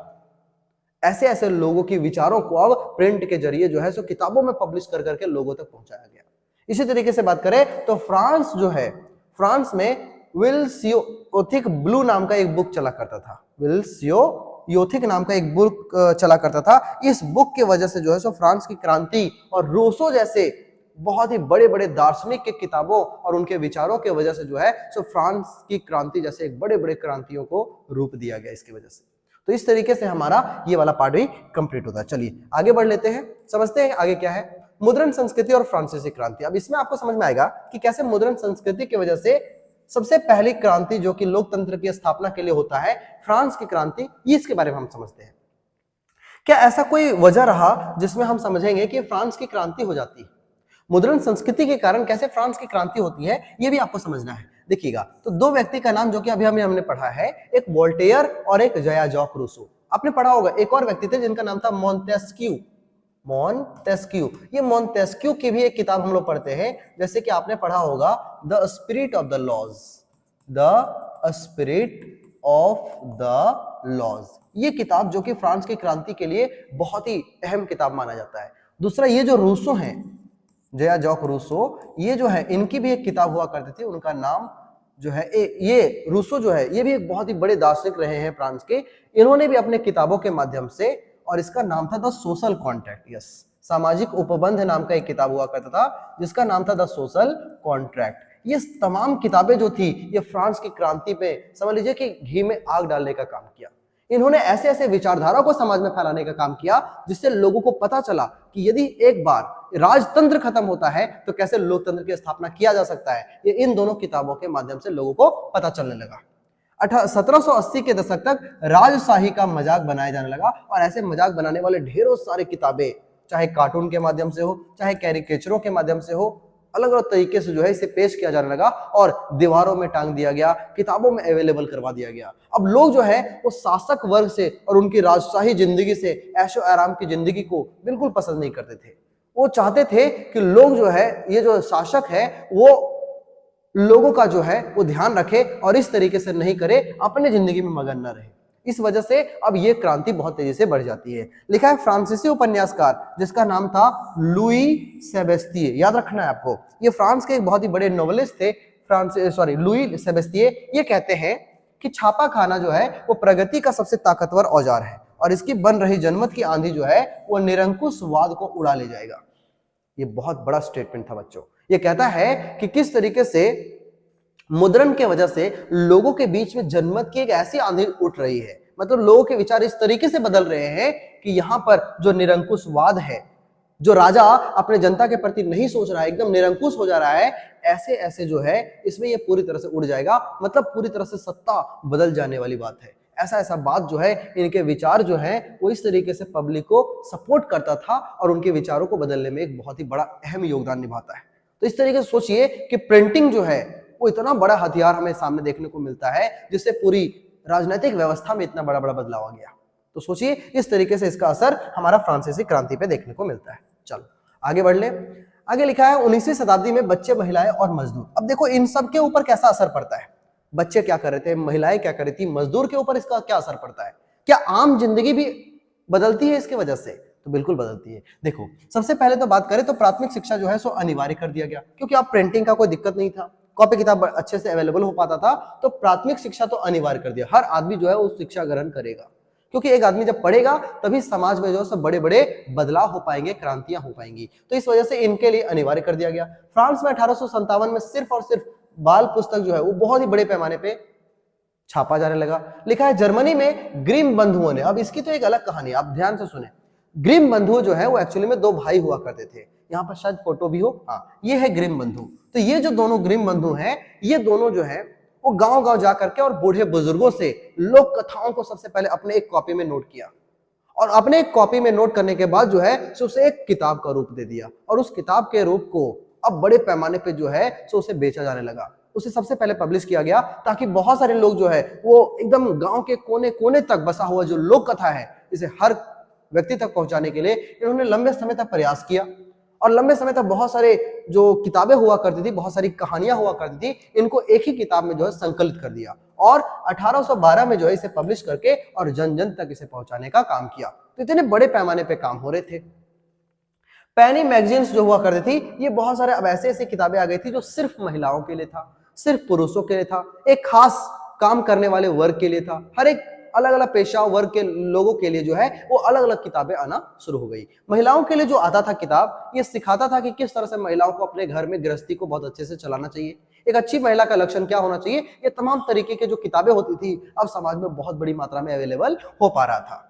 जेन ऑस्टिन, बच्चों अब यहां से एक और बात याद रखना चाहिए आपको कि जेन ऑस्टिन, ब्रॉन्टे सिस्टर्स, याद रखना एक बहुत ही अच्छे राइटर्स है ये सारे इंग्लैंड के, तो याद रखिएगा Jane Austen, Brontë sisters, George Eliot, ये सारी जितनी भी हैं ये सारी महिलाएं हैं और ये सारी महिलाओं को अब लिखने का अवसर प्राप्त हुआ। अब बड़े बड़े लेखिका जो हुआ करती थी इनको भी लिखने का अवसर प्राप्त हुआ और ये अपने लिखे हुए मटेरियल को पब्लिश करके मतलब जन जन तक इसे पहुंचा सकते थे। लेकिन एक बात था, शुरुआती दौर में यदि हम बात करें तो जॉर्ज इलियट एक ऐसी राइटर रही है, हालांकि ये सभी के साथ होता था, लेकिन ये सभी को लोग जो है वो पसंद नहीं करते थे। इसलिए पसंद नहीं करते थे क्योंकि ये महिला हुआ करती थी और लोगों को लगता था कि महिला क्या लिखेगी, महिलाओं के राइटिंग्स को पढ़ के हम क्या करेंगे। क्योंकि एक जब पुरुष प्रधान देश हुआ करता है वहां पे महिलाओं का सम्मान नहीं होता, तो इनके राइटिंग्स को लोग पसंद नहीं करते थे। इनका एक्चुअल नाम जो था ये था Mary Ann Evans, Mary Ann Evans, ये इनका नाम हुआ करता था बच्चों। लेकिन सोचो ये अपने इस नाम को बदल करके और ये अपना नाम रख लेती है जॉर्ज इलियट, जो कि एक मेल वर्जन लगता है नाम का। ये एक ऐसा नाम रख लेती है जिसमें लगे कि ये कोई फीमेल नहीं बल्कि एक मेल है, ताकि इसके भी लोग जो है वो इनके भी क्रिएशन को, इनकी भी कहानियों को, इनके भी नॉवेल्स को जो है वो लोग पसंद करना शुरू करें। सोचो इस समय महिलाओं के साथ भी ऐसी स्थिति बनी हुई थी। आगे बात करें तो 17वीं शताब्दी में पुस्तकालय भी शुरू हो चुके थे। अब बहुत सारी लाइब्रेरियां खुलने लगी थी क्योंकि अब किताबें बहुत बड़ी मात्रा में हमारे यूरोप में जो है वो अवेलेबल था। तो अब बड़ी मात्रा में जब लाइब्रेरियां खुली तो उस लाइब्रेरी में भी किताबों का एक बहुत बड़ा संकलन देखने को मिलता है। राजनीतिक पर्चे और आत्मकथाएं भी लिखी जाने लगी, जिससे लोग जो है वो अलग अलग जगह से आत्मकथाओं को पढ़ करके उनसे भी मोटिवेट हुआ कर लेते थे। आगे बात करते हैं तो नए तकनीक का परिष्कार। अब देखो टेक्नोलॉजी में फिर से परिवर्तन आएगा, नया नया परिवर्तन जब टेक्नोलॉजी में आएगा तो जाहिर सी बात है प्रिंटिंग का मात्रा और बहुत तेजी से बढ़ेगा, स्पीड बहुत तेज हुआ, तमाम तरीके के इंजन फिट करके अब जो पहले हैंडल से केवल चलाया करते थे, योहान्स गुटेनबर्ग ने जो बनाया था उसे हैंडल से, मतलब समझ लीजिए कि वो एक धातु का बना हुआ था, यही बड़ा परिवर्तन था। चाइना से जब आया तो वो सारे जो है वो लकड़ी के कट्ठे से बने हुए थे, वो काठ से बना हुआ था। योहान्स गुटेनबर्ग ने उसे धातु का रूप दे दिया, धातु का रूप दे करके, लेकिन अभी भी उसे हैंडल के माध्यम से जो उसे बहुत तेजी से दबाना पड़ता था जिससे अच्छी प्रिंटिंग निकलती थी। लेकिन अब क्या होगा, उस टेक्नोलॉजी में बदलाव करने का समय आ चुका था। अब उस टेक्नोलॉजी में भी बदलाव होता है और 18वीं शताब्दी के अंत तक जो है ये प्रेस पूरी तरह से धातु से बनना शुरू हुआ, पूरी तरह से धातु से बन गया। वहां पर सिर्फ जो पार्ट छपता था ये सारे पार्ट केवल धातु के हुआ करते थे और ज्यादातर हिस्सा जो हुआ करता था प्रिंटिंग का ये लकड़ी का ही था। लेकिन 18वीं शताब्दी के अंत तक अब ये जो मशीनें बनी हैं ये पूरी तरह से जो है सो धातु का बन गया। जैसे आज हम लोग देखते हैं बहुत सारा पार्ट, ऑलमोस्ट सारा पार्ट जो है वो धातु का है, उसी तरह से ये पूरी तरह से जो है अब धातु से बन चुका था। 19वीं शताब्दी के मध्य तक न्यूयॉर्क के रिचर्ड एम हो, नाम याद रखना है आपको, न्यूयॉर्क के रिचर्ड एम हो ने वाष्प शक्ति चालित बेलनाकार प्रेस बना दिया। ये जो आप देख रहे हो अब ये जो है सो स्टीम से चलने वाला एक मशीन बन गया और स्टीम जो कि भाप इंजन था इसमें सेट करके और इसे बना दिया गया। और ये जब बन गया, इसे बनाने वाले कौन, रिचर्ड एम हो। इन्होंने क्या किया, बेलनाकार प्रेस, ये देखो तो इसके बीच बीच में अब ऐसी ऐसी टेक्नोलॉजी बन चुकी थी कि अब इसे हैंडल से दबाने की आवश्यकता नहीं थी, कई सारे प्रिंट जो है वो एक साथ निकल सकते थे और ये वाष्प शक्ति से चलती थी। इससे प्रति घंटे जो है सो 8000 शीटें या तो ताव जो है वो छप जाया करते थे। सोचो एक घंटे में 8000, ये बहुत ही फास्ट स्पीड हो गया। टेक्नोलॉजी एकदम पूरी तरह से बदल चुका था और इस तरह से प्रिंट का जो टाइमिंग है ये भी कम हुआ, बहुत तेजी से अब काम हो रहा था और बहुत बड़ी मात्रा में जो है सो किताबें कॉपियां अब और तेजी से छपी। सदी के अंत तक तो ऐसा हुआ कि 6-6 रंगों में जो है वो छपाई शुरू हो जाता है ना, और इसे कहा जाता है ऑफसेट प्रेस। जहां पर बहुत सारे कलर्स में जो है वो छपाई शुरू हुई उसे ऑफसेट कलर कहा जाता था। 20वीं शताब्दी में बिजली से चलने वाला प्रेस आ गया। अब देखो अब तो यहाँ पे और ज्यादा मॉडिफिकेशन होता है और ये पूरी तरह से इलेक्ट्रिफिकेशन हो गया इसका, और ये अब बिजली से चलने वाला जो है सो प्रिंटर का आविष्कार हो चुका था। 1920 के दशक में लोकप्रिय किताबें जितनी भी हुआ करती थी इन सभी का बहुत तेजी से बहुत बड़ी मात्रा में छापा जाने लगा, जिससे लोग इसे पसंद भी करने लगे। क्योंकि अब बिजली से चलने वाली जब आ गई तो बड़े मात्रा में अब जो है सो बहुत तेजी से प्रिंटिंग शुरुआत होता है। और जब प्रिंटिंग बहुत तेज हुआ तो जाहिर सी बात है कि जितने भी लोकप्रिय किताबें हुआ करती थी इसे बहुत बड़ी मात्रा में बनाया जाने लगा और लोग इसे परचेज करने लगे। पहले मार्केट से ये अनअवेलेबल हो जाता था, आउट ऑफ स्टॉक होता था, लेकिन अब बहुत ही बड़ी मात्रा में इसे बनाया जाने लगा ताकि जो पॉपुलर किताबें हैं वो लोगों तक जल्द से जल्द पहुंच सके और लोगों को भी इससे कोई दिक्कत नहीं हो। लिखा है लास्ट में हम देखते हैं 1930 के दौर में, 1930-29 आप पढ़े होंगे हिस्ट्री में, 1930 से 1929 के दौर में, 30 के दौर में आर्थिक महामंदी आती है और आर्थिक महामंदी की वजह से हर जगह पे प्रॉब्लम आता है। पूरा यूरोप तो इस महामंदी के चपेट में आता ही है, अमेरिका भी खाली नहीं रहता और इस वजह से यहाँ पर हम देखते हैं कि कैसे बिक्री गिरने लगी थी और किताबें जो है उसकी संख्या थोड़ी सी कम हो गई, छापना कम कर दिया गया क्योंकि अब ये महामंदी का दौर था, इसमें किताबें बिक नहीं रही थी, इसी वजह से उनका प्रिंटिंग थोड़ा सा स्लो डाउन कर दिया गया। देखिएगा लिखा है भारत में मुद्रण संस्कार। अब आपको समझ में आना चाहिए कि भारत में कैसे आया असर, क्या भारत में भी प्रिंट का असर देखने को मिलता है? तो बच्चों जब यूरोप में इतना बड़ा परिवर्तन हुआ तो यूरोप अब धीरे धीरे भारत की तरफ, एशियाई देशों की तरफ मूव कर रहा था। अब औपनिवेशकरण होता है और इस तरह से भारत में भी ये टेक्नोलॉजी वहां से यहाँ आ जाती है। लाने वाले व्यक्ति का नाम नहीं कह सकते, लेकिन वहां से यहाँ पे लाने वाले व्यक्ति पुर्तगाल के थे। अब समझाते हैं, हम आगे के स्लाइड्स में देखते हैं। मुद्रण युग से पहले भारत में क्या चला करता था? पांडुलिपि, जैसे वहां चला करता था। पांडुलिपि का मतलब मैन्यूस्क्रिप्ट, मतलब हाथ से लिखा जाता था इस तरह से ताड़ के पत्रों पे। अब देखो मैन्यूस्क्रिप्ट है ना, इस तरीके से तो इस तरीके से ताड़ के पत्रों पे जो है सो लिखा जाया करता था, पहले हाथों से लिखा जाया करता था। पहले बात करें तो भारत में संस्कृत, अरबी, फारसी और विभिन्न क्षेत्रीय भाषाओं में हस्तलिखित, जिसे कि पांडुलिपि कहा जाता था, यहाँ पर ताड़ के पत्तों पे इसे लिखा जाता था। लेकिन अब ये टेक्नोलॉजी का असर धीरे धीरे भारत में भी देखने को मिल जाएगा। देखिए क्या होता है, भारत में छपाई कैसे आता है? भारत में आता है ये 16वीं शताब्दी में और इसे लाने वाले जो लोग थे ये था गोवा में सबसे पहले पुर्तगाली लोग लाया था और पुर्तगाली लोग अपने धर्म का प्रचार प्रसार करने के लिए जो है सो प्रिंट की टेक्नोलॉजी भारत लेकर के आया। आप जानते हो सबसे पहले पुर्तगाली ही भारत आया, जिसमें से 1492 आपको याद होगा 1498 जो है वो वास्को डिगामा भारत के कालीकट पे पहुंचता है। तो ये जो आप देख रहे हो 1498, ये ऑलमोस्ट 15वीं सेंचुरी एंड हो गया है और 16वीं शताब्दी में जो है हम इसे लगभग मान के चले तो 16वीं शताब्दी में गोवा में सबसे पहले पुर्तगाली लोग जो है इसे लेकर के आते हैं। और ये कौन होते थे? वास्को डिगामा नहीं लाया अपने साथ, ये जो है सो धर्म प्रचारक थे जो कि अपने धर्म का प्रचार प्रसार करने के लिए अब पुर्तगाल से जो है सो भारत में आ चुके थे। सबसे पहले कहां आया? तो गोवा में आया। 1579 में कोचीन में सबसे पहले तमिल किताब छपा और जब ये आ गया था 16वीं शताब्दी, ये 16वीं शताब्दी, आप समझ पा रहे हो? 16वीं शताब्दी का मतलब ही होता है कि 1500 से लेकर के और ये 1599 तक का जो टाइम पीरियड होगा ये 16वीं शताब्दी होगा।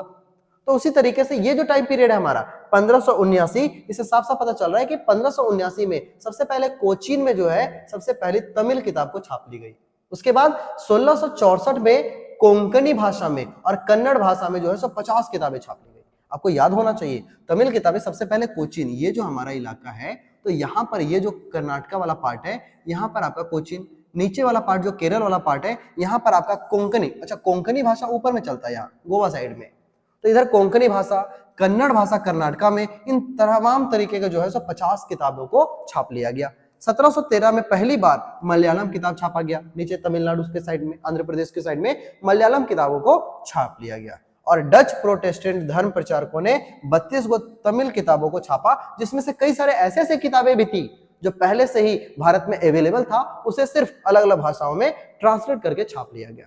इस तरीके से आप देखते हैं कि भारत में जैसे टेक्नोलॉजी आती है बड़े पैमाने पे किताबों की छपाई शुरू होती है और बहुत बड़े पैमाने पर भारत में भी प्रिंटिंग का असर हमें देखने को मिल जाता है। आज का दौर तो एकदम अलग है, आज का दौर की तो बात ही नहीं करें कि क्योंकि आज के समय में सिर्फ और सिर्फ प्रिंटिंग ही नहीं बल्कि आज तो वीडियो मोड भी आ चुका है। आज की मीडिया बहुत फास्ट हो चुकी है, आज हम पूरी तरह से सोशल मीडिया से ही तो घिरे हुए हैं। ईस्ट इंडिया कंपनी की बात करें, जब ईस्ट इंडिया कंपनी भारत में आती है तो 17वीं शताब्दी के अंत तक जो है वो छापे खाने की शुरुआत भारत में हो चुका था और ईस्ट इंडिया कंपनी का भी भारत में आगमन हो चुका था।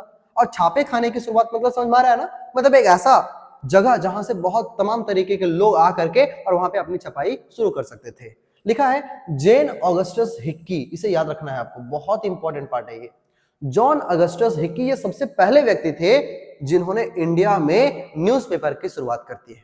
और ये जो न्यूज़पेपर का शुरुआत करते हैं, इस याद रखिएगा, बंगाल में सबसे पहला जो न्यूज़पेपर आया इसका नाम था Bengal gazette. Very very important question, ये एग्जाम में कई बार ये क्वेश्चन रिपीट करता है कि बंगाल गजट जो कि भारत का सबसे पहला न्यूज़पेपर है, जो कि 1780 में छापा गया था, इसे छापने वाले व्यक्ति का नाम जॉन अगस्टस हिक्की, और इसके न्यूज़पेपर को कहा जाता था हिक्कीज बंगाल गजट, या तो इसका दूसरा नाम था कैलकाटा जनरल एडवाइजर, सॉरी एडवर्टिफायर।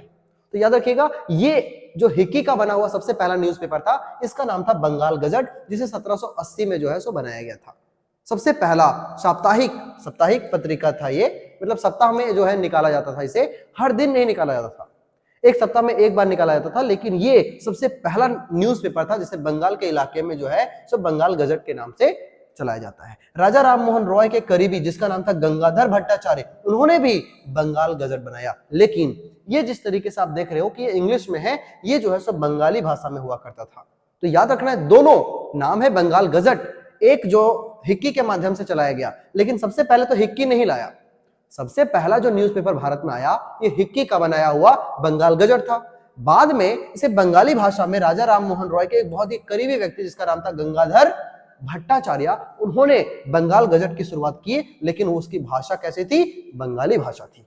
इस तरह से भारत में भारतीय लोगों ने भी, हिंदुस्तानियों ने भी कई अलग अलग तरह की पत्रिकाएं निकालना शुरू किया, मैगजीन्स छपना शुरू हुए, कई सारे न्यूज़पेपर बनना शुरू हुआ, और सभी का बहुत बड़े पैमाने पे प्रिंटिंग शुरू होता है। अच्छा, ये वो दौर भी था बच्चों जिसमें समाज में बहुत कुरीतियां थी, और राजा राम मोहन रॉय और ऐसे कई सारे अन्य समाज सुधारक जो है वो भारतीय समाज को सुधारने के लिए अपने अपने विचारधारा को इसी तरह से प्रिंटिंग के जरिए जो है सो फैलाने का काम किया। अब आप धीरे धीरे आगे बढ़ोगे तो देखोगे किस तरह से कई तरह के जो पत्रिकाएं थी वो समाज में आ रहे थे, और ये सब मुद्रण की वजह से ही संभव हो पा रहा था। लिखा है धार्मिक सुधार और सार्वजनिक बहस। अब यदि हम बात करें राजा राम मोहन रॉय को, तो उन्होंने 1821 में संवाद कौमुदी नाम का एक पत्रिका छापना शुरू किया, और ये एक ऐसी पत्रिका थी जिससे उन्होंने समाज में जो व्याप्त कुरीतियां थी, इस कुरीतियों को वो चैलेंज करते थे। वो कहते थे कि कैसे ये कुरीतियां सही है। हमारे जो सो कॉल्ड ब्राह्मण लोग हुआ करते थे, वो जो कि इसके ऊपर आरोप लगाया करते थे, उनसे ये सवाल किया जाता था कि कैसे आप कह सकते हो कि हमारे धर्म में जो जो चीजें बहुत ही ज्यादा सुटेबल है, बहुत ही ज्यादा आपको लग रहा है कि ये सही है, ये कैसे सही है, इसके विषय में बात की जाती थी, इस पे संवाद किया जाता था। दो फारसी अखबार जिसका नाम था जन्म ए जहांनामा और एक है शमसून अखबार, ये 1882 में प्रकाशित किया गया। अब देखो नए नए तरीके के कई सारे अखबार जो है वो आना शुरू हो चुका था। हिंदुओं के लिए तुलसीदास नाम का, हिंदुओं की किताब जिसे तुलसीदास ने लिखा था, जिसका नाम है रामचरितमानस। ये तो आप जानते हो हिंदू धर्म का एक बहुत ही अच्छा ग्रंथ है, बहुत ही एक समझ लीजिए एपिक बुक है ये। तो हिंदुओं के लिए जो है तुलसीदास का लिखा हुआ रामचरितमानस, जो कि 1810 में आया, इसे कोलकाता में सबसे पहले पब्लिश करवाया गया।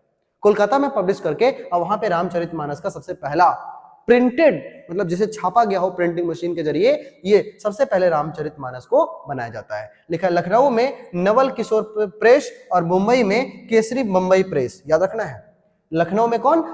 नवल किशोर प्रेस, और बंबई में केसरी बंबई प्रेस ने अनेक ऐसे ऐसे भारतीय ग्रंथों का जो है सो प्रिंटिंग किया। कई सारे, जैसे कि यहाँ पे हमने अभी पढ़ा रामचरितमानस, ऐसे महाभारत और तमाम तरीके कई सारे वेद और उपनिषद जो है वो यहाँ पर नवल किशोर प्रेस में और बंबई में केसरी बंबई प्रेस में जो है सो बहुत बड़े पैमाने पे छापा जाने लगा, ताकि भारतीयों को भी अपने एपिक का ज्ञान हो, अपने महाग्रंथों के बारे में ज्ञान हो, इसलिए बड़े पैमाने पे इसे छापा जाने लगा। चलिए, आई होप आपको समझ में आ रहा होगा, बस बहुत ध्यान से समझना है आपको, क्योंकि जितना ज्यादा आप अटेंशन देंगे इस बोर्ड पे, उतना ज्यादा आपको चीजें याद होती चली जाएंगी, और मुझे उम्मीद है कि आप याद कर रहे होंगे। इसके साथ साथ आप बहुत ज्यादा चीजों को लर्न भी कर पाएंगे, और राइटिंग सेक्शन भी आपका बहुत ही अच्छा हो जाने वाला है। आपका एक क्वेश्चन बाहर नहीं आएगा बच्चों, यदि आप इसे बहुत ध्यान से पढ़ ले। आगे यदि हम बात करें तो लिखा है महिलाओं और मुद्रण। अब महिलाओं की स्थिति में कैसे बदलाव आता है भारत में, ये हम देखते हैं। अब महिलाओं की जिंदगी बहुत ही ज्यादा गहनता से अध्ययन किया जाने लगा, उसे लिखा जाने लगा। भारत में जो उच्च वर्ग की महिलाएं होती थी, सिर्फ उसे शिक्षा लेने का अधिकार था। निम्न वर्ग की महिलाओं की स्थिति बहुत ही दयनीय थी। ये तमाम चीजों को बहुत ही अच्छे से गहनता से अध्ययन किया जाता था और उसे लिखा जाता था। जब लोग, बहुत सारी महिलाएं इन सभी चीजों को पढ़ना शुरू करती हैं, तब उन्हें लगा कि नहीं नहीं, अब भारत महिलाओं की भी स्थिति सुधारना चाहिए। और ऐसी ऐसी महिलाएं जो ऑलरेडी बहुत ज्यादा पढ़ी लिखी हुआ करती थी, वही इस आंदोलन में सबसे आगे बढ़ चढ़ करके हिस्सा लेती हैं और उन्हें लगता है कि भारतीय महिलाओं को भी शिक्षित करना बहुत जरूरी है। तो इस तरह से अब इस मुद्रण की वजह से महिलाओं के जिंदगी में भी बहुत सारा परिवर्तन हमें देखने को मिलता है। उदारवादी पिता जो होते थे या पति हुआ करते थे, अब अपने घरों में ही जो है औरतों को पढ़ाने लगे। यहां तक कि कई पत्रिकाओं में लेखिकाओं को भी अब जगह दिया जाने लगा। पहले लेखिकाएं नहीं लिखा करती थी, महिलाओं के राइटिंग्स को कोई नहीं पढ़ता था, लेकिन अब विचारधाराओं के बदलने से, स्त्री शिक्षा के बढ़ाने की वजह से अब लेखिकाओं को भी जगह दिया जाने लगा कि आप भी आकर के अपने न्यूज़पेपर में लिखा करिए, या उन्हें भी किसी एडिटोरियल सेक्शन में जगह दे दिया था कि आप भी अपने विचारों को यहां लिखा करिए। रूढ़िवादी परिवार में व्याही एक बहुत ही इंपॉर्टेंट महिला जिसका नाम है रस सुंदरी देवी। यहां पर फोटो आप देख सकते हैं, ये है रस सुंदरी देवी। इन्होंने पढ़ाई, इतना ज्यादा शौक था इनका कि ये जो है सो रात के दिए के अंधेरे में जो है सो बैठ करके अपना पढ़ाई कंप्लीट करती है। शादी ब्याह के बाद भी जब इनके घर वाले इन्हें कुछ और पढ़ाना चाहते थे, लेकिन ये अपनी भाषा को पढ़ना चाहती थी, ऐसे समय में ये किचन के दियों के बीच में जो है, जो वहां पे दिया जला करता था, उनके बीच में, लैंप्स के बीच बीच में बैठ करके इन्होंने पढ़ाई किया है। तो रस सुंदरी देवी, जिनका एक आत्मकथा भी है जिसका नाम है अमार जीवन, याद रखना जीवन, ये आपका बंगाली भाषा में जो है अमार जीवन, इस तरह से इसकी ऑटोबायोग्राफी भी आई हुई है जो कि रस सुंदरी देवी के द्वारा लिखा हुआ है। देखिए यहाँ लिखा है अमार जीवन आत्मकथा, 1876 में बंगाली भाषा में इसे पब्लिश किया जाता है। तो ये कुछ कुछ महिलाएं जिन्होंने मेहनत करके और अपने आप को शिक्षित करती हैं, इनके आत्मकथाओं को भी बहुत बड़े पैमाने पे पब्लिश किया जाता है, ताकि वैसी महिलाएं जो कि आज भी जो है सो बैठी हुई है घरों में और वो निकलना चाहती हैं, उनको एक मोटिवेशन मिले, उन्हें एक प्रेरणा मिले। और इस वजह से ये जो है रस सुंदरी देवी का एक आत्मकथा हमें देखने को मिलता है जिसका नाम है अमार जीवन, है ना। तो याद रखना है, ये वो महिला है जिनका नाम है रस सुंदरी देवी। चलो आगे बढ़ते हैं। लिखा है ऐसे ही कुछ और महिला है जिसका नाम है कैलाश वासिनी देवी जैसी महिलाओं ने 1860 के दशक में महिलाओं के ग्रस्त जीवन के बारे में लिखा। अब ये कुछ कुछ ऐसे राइटर रही हैं, लेखिकाएं रही हैं, जैसे कि कैलाश वासिनी देवी, इन्होंने लिखा कि कैसे ग्रस्त जीवन होना चाहिए महिलाओं के, इसके बारे में लिखा। ऐसे ही 1880 के दशक में महाराष्ट्र में ताराबाई शिंदे और पंडिता रामाबाई, इन्होंने क्या लिखा, तो जो हाई क्लास फैमिली हुआ करती थी, हाई क्लास फैमिली में भी महिलाओं की बड़ी दयनीय स्थिति हुआ करती थी। तो ये पंडिता रमाबाई और ताराबाई शिंदे, ये महाराष्ट्र में इन्होंने क्या किया, इन्होंने उच्च वर्ग की जो महिला होती थी उनके दयनीय स्थिति के बारे में लिखा कि ये बड़े बड़े ऊंचे ऊंचे बंगलों में तो रहते हैं, लेकिन इनका लाइफ भी 4 दीवारों में घिर के रह गया है, उन्हें एकदम गुलाम से जिंदगी जीना पड़ता है। तो उनके बारे में, उनकी दयनीय स्थिति के बारे में लिखना शुरू किया इन्होंने ताराबाई शिंदे और पंडिता रमाबाई। तो आप देख रहे हो किस तरह से फेमिनिज्म को भी सपोर्ट मिल रहा है। एक तरह से स्त्रीवाद की जो विचारधारा है ये बहुत तेजी से बढ़ रहा है और स्त्रियों की आजादी के ऊपर भी बात की जाती है। आगे लिखा है राम थड्डा ने स्त्री धर्म विचार, ये लिखा। इसमें इन्होंने बताया कि स्त्रियों का क्या धर्म होता है, अपने गृहस्थ को लेकर के, अपने पति को लेकर के, अपने बच्चों को लेकर के, अपनी गृहस्थी को लेकर के क्या धर्म होते हैं, ये कुछ लोगों ने लिखना शुरू किया, जिससे अब महिलाओं को भी पता चलने लगा कि एक स्त्री को कैसा होना चाहिए। हालांकि ये सिर्फ स्त्रियों के लिए ही जरूरी नहीं था, लेकिन ग्रस्त जीवन को देखते हुए जो है इन्होंने स्त्रियों के लिए ही विशेष बुक्स जो है वो अवेलेबल होना शुरू हो गया। चलो आगे बढ़े। आगे लिखा है मुद्रण संस्कृति और आगे हमारा प्रिंट और गरीब जनता। प्रिंट और गरीब जनता का मतलब यह हुआ कि प्रिंट की वजह से अब गरीब जनता के जीवन में क्या कोई असर पड़ता है, क्या उनकी स्थितियां सुधरती हैं, क्या वे साक्षर बनते हैं। तो इसमें लिखा है ज्योतिबाई फुले, इसका नाम तो आपको याद रखना चाहिए, ज्योतिबाई फुले और इनकी वाइफ जिसका नाम था सावित्रीबाई फुले, इन्होंने एक किताब लिखा है गुलामगिरी। ज्योतिबाई फुले का एक बहुत ही फेमस किताब है गुलामगिरी, जिसमें उन्होंने ये लिखा है कि कैसे अमेरिका में निम्न वर्ग के लोग जो हैं उन्हें भी बराबरी का अधिकार दिया जाता है उच्च वर्ग के लोगों के द्वारा। और इस तरह से वहां के रेफरेंस को लेते हुए इन्होंने निम्न वर्ग के लोगों को बराबरी का अधिकार देने का बात कहा है अपने इस किताब गुलामगिरी में, जिसे 1871 में पब्लिश किया जाता है। ये ऐसे कई सारे स्कूल्स की स्थापना करते हैं ज्योतिराव फुले, जिसमें वो चाहते थे कि यहां पर भी जो निम्न वर्ग के लोग हैं इन्हें पढ़ने का मौका मिले। और यहां पर कन्याओं को पढ़ाने का जो काम है ये इनकी वाइफ जिनका नाम था सावित्रीबाई फुले, उनको ये काम सौंप दिया गया। तो सोचो, ये सारे कुछ ऐसे लोग थे जो निम्न वर्ग की स्थितियों को अच्छा करना चाहते थे, स्त्री शिक्षा को बढ़ावा देना चाहते थे, और दलित और निम्न शोषित वर्ग के लोगों को जो है सो समाज के मुख्य धारा से जोड़ करके और उन्हें भी कुछ सिखाना चाहते थे। तो ये थे हमारे ज्योतिराव फूले। जाति प्रथा के खिलाफ भी इन्होंने बहुत कुछ लिखा। महाराष्ट्र में बी आर अम्बेडकर और मद्रास में याद रखिएगा ईवी, है ना, ईवी रामास्वामी नायकर, जिन्हें पेरियार के नाम से जाना जाता है, इन्होंने जाति प्रथा को लेकर के बहुत लिखा।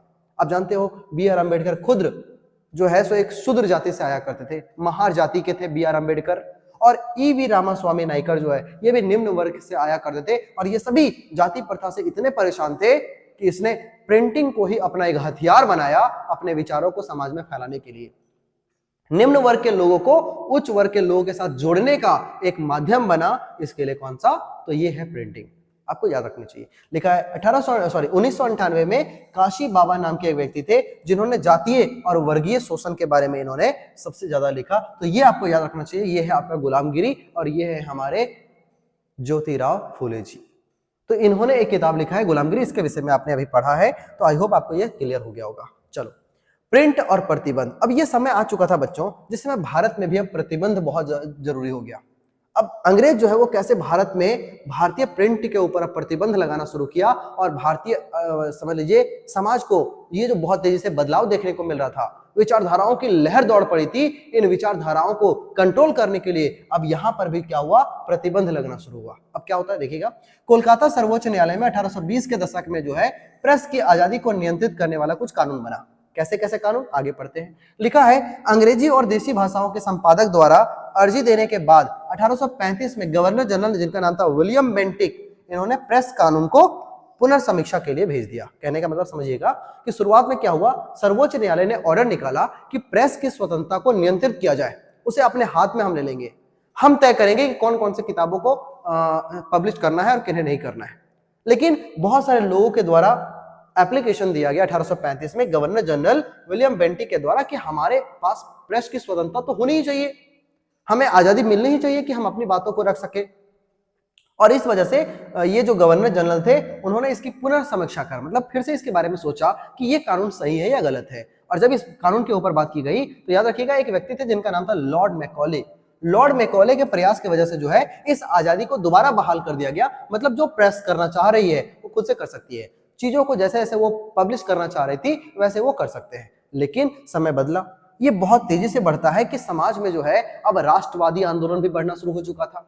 राष्ट्रवादी आंदोलन अपने चरम पे था, जाति सुधार आंदोलन चल रहे थे और अंग्रेज के खिलाफ अंग्रेजी शिक्षा के बारे में और अंग्रेजी शासन के कुरीतियों के बारे में भी बहुत बड़े पैमाने पे लिखा जाने लगा। अंग्रेज कितना बदमाशी करता है, यहाँ के चीजों को लूट के ले जा रहा है, यहाँ के लोगों को शोषण करता है, दलित वर्ग के लोगों के साथ भी शोषण करता है, उच्च वर्ग के लोगों के साथ भी शोषण करता है। ये तमाम तरीके के शोषण चीजों को भी अब किताबों में लिखा जाने लगा, जिस वजह से अब अंग्रेज कहते हैं कि अब हम एक एक्ट लागू करेंगे जिसका नाम था vernacular press act. Very important question, याद रखना है, ये वीवीआई क्वेश्चन है। क्या है, तो वर्नाक्युलर प्रेस एक्ट, जिसे 1878 में लाया जाता है। 1878 में वर्नाक्युलर प्रेस एक्ट जो था ये एक तरीके से प्रेस के ऊपर प्रतिबंध लगाने वाला एक एक्ट था। और इस वजह से अब क्या हुआ, लिखा अब किसी भी अखबार को बागी करार दिया जा सकता था। बागी का मतलब विद्रोही, ये कहा जा सकता था और उन्हें चेतावनी दी जाती थी और अनसुनी करने वाले की मशीनें छीन ली जाती थी। अब देखो वर्नाक्युलर प्रेस एक्ट जैसे ही आया वैसे ही अब सारे अखबार जो है वो बहुत ही कम लिमिटेशन के साथ लिख सकते थे। नहीं तो उन्हें एक बार यदि विद्रोही साबित कर दिया जाता था तो उन्हें पहली बार चेतावनी दी जाती थी, उसके बाद जनरली उसकी मशीनों को छीन ही दिया जाता था या तो उनके छापे खाने को ही पूरी तरह जला दिया जाता था। तो वर्नाक्युलर प्रेस एक्ट एक बहुत ही समझ लीजिए खतरनाक रहा प्रिंटिंग की दुनिया में, और विचारधाराओं के इस लहर को रोकने के लिए इन्होंने वर्नाक्युलर प्रेस एक्ट लाया था। याद रखिएगा 1878 में। 1919 में जब पंजाब के क्रांतिकारी, जिसका नाम था क्रांतिकारियों को जब काला पानी भेज दिया गया तो बाल गंगाधर तिलक, याद रखना है, बाल गंगाधर तिलक ने अपने केसरी में उनके प्रति गहरी हमदर्दी जताई। अब यह ध्यान समझना है, 1909 में क्या हुआ था, पंजाब के क्रांतिकारियों को काला पानी की सजा हो गई। काला पानी का सजा समझ में आता है ना, एक ऐसा जेल जो कि अंडमान निकोबार आइलैंड पे उपस्थित था, वहां पे बनाया गया था ताकि जो खतरनाक कैदी हैं उन्हें वहां पे रख दिया जाए। तो काला पानी की सजा दी गई। अब जब इनको इतना खतरनाक सजा दिया गया तो फिर बाल गंगाधर तिलक ने अपनी किताब केसरी में जो है वो इनके प्रति हमदर्दी जताया। केसरी एक्चुअली इसकी किताब नहीं बल्कि एक मैगजीन हुआ करता था, उसमें इन्होंने हमदर्दी जताई कि ये सारे लोग जो है वो बहुत ही निर्दोष हैं, या तो ये क्रांतिकारी है, अपने देश के लिए लड़ रहे हैं। जब उनके खिलाफ उन्होंने उनके प्रति जो है सो हमदर्दी जताई, तो इसीलिए 1908 में उन्हें भी कैद कर लिया गया। किन्हें? बाल गंगाधर तिलक को भी कैद कर लिया गया, जिनका भारत भर में बहुत ही बड़े पैमाने पे क्या होता है? विरोध होता है। और अब जो है इस प्रिंटिंग के वजह से जो है सो धीरे धीरे पूरे विश्व भर में, सॉरी पूरे देश भर में जो है सो बहुत बड़ा विद्रोह भी होता है, बहुत ज्यादा विरोध शुरू हो जाता है, राष्ट्रवादी आंदोलन बहुत तेजी से भड़क उठता है। तो वर्नाक्यूलर प्रेस एक्ट के आने के बाद ऐसा नहीं था कि हम लोग बहुत शांत हो चुके। वर्नाक्यूलर प्रेस एक्ट के बाद भी हम लोगों ने बहुत बड़े पैमाने पे जो है सो ये आंदोलन और तेजी से बढ़ा। जब हमें रोका गया तो इस चीज को रोक ना करके बल्कि हमारे इस चीजों को बहुत बड़े पैमाने पे और स्टार्ट किया गया, और यहाँ के राष्ट्रवादी आंदोलन बहुत तेजी से बढ़ी। अब अंग्रेजों को ये बहुत ज्यादा मुश्किल हो गया था इन लोगों को संभालना, और धीरे धीरे राष्ट्रवादी आंदोलन जो है वो लोगों के मन मन में बैठ गया। क्रांति की एक नई धारा स्टार्ट हो चुकी थी। 1878 है, अभी भी 1857 की क्रांति खत्म हुई है, लेकिन अभी भी ये राष्ट्रवादी आंदोलन खत्म नहीं हुआ है। उनका शोषण जो है वो खत्म नहीं हुआ, और लोग जो है वो सड़कों पे उतर आ रहे थे। और इस तरीके से प्रिंटिंग का सबसे बड़ा असर हमें यह दिखता है कि किस तरीके से भारतीय भी अब अपने हक की लड़ाई के लिए अब सड़कों पे उतर आते हैं। तो प्रिंटिंग का ये पूरा इतिहास रहा बच्चों। हम लोगों ने कैसे चीन से लेकर के पूरा यूरोप और फिर भारत में कैसे प्रिंटिंग की वजह से बदलाव आते हैं, सोच में बदलाव आता है, यहाँ के सामाजिक व्यवस्था में बदलाव आता है, राजनीतिक व्यवस्था में बदलाव आता है। ये तमाम चीजें सिर्फ और सिर्फ प्रिंटिंग की वजह से हो पाता है। तो प्रिंट कितना ज्यादा अहम योगदान निभाता है एक समाज के निर्माण में, या तो किसी राजनीति के सत्ता को उलट पुलट करने में कितना बड़ा योगदान निभाता है, ये आप लोग इस चैप्टर के माध्यम से पढ़ चुके हैं। तो आई होप आपको समझ में आ गया होगा। अब ये चैप्टर में इससे ज्यादा कुछ भी नहीं है ना। अब इस चैप्टर में इससे ज्यादा कुछ भी नहीं है। आप जो है वो इससे ज्यादा कुछ भी आपको चैप्टर में पढ़ना नहीं है, और ये आपके लिए लिमिटेड होगा। आपके सारे एमसीक्यूज इससे बन जाने वाले हैं। आप आंसर राइटिंग भी बड़े आराम से लिख सकते हैं यदि आपने बहुत ध्यान से पढ़ा है, और यदि आपने नहीं पढ़ा तो एक बार रिमाइंड करने के लिए आप दोबारा देख सकते हैं। इंपॉर्टेंट फैक्ट्स को अपने कॉपी में नोट कर सकते हैं। इससे आपको ये चैप्टर बहुत ही कम समय में विद इन एन आवर जो है आपको ये सारा कंप्लीट हो जाएगा। तो बच्चों यहां हमारा ये चैप्टर खत्म होता है, और इस चैप्टर के खत्म होने के साथ साथ हमारा हिस्ट्री भी यहाँ पे एंड कर रहा है। हम जल्द ही एमसीक्यू सेशन के साथ हम आपके सामने उपस्थित होंगे। तब तक आपको पढ़ते रहना है, देखते रहना है, सीखते रहना है। और यदि कुछ भी फायदा हो आपको इस चैनल से तो इसे तुरंत सब्सक्राइब कर ले, और अपने उन दोस्तों को भी इसे शेयर करें जिन्हें इसकी जरूरत है। तो चलिए मिलते हैं आपको अगले क्लास में। तब तक के लिए आप देखते रहिए, पढ़ते रहिए, सीखते रहिए और जुड़े रहिए गुरुकुल साथी के साथ। Thank you very much. जय हिंद।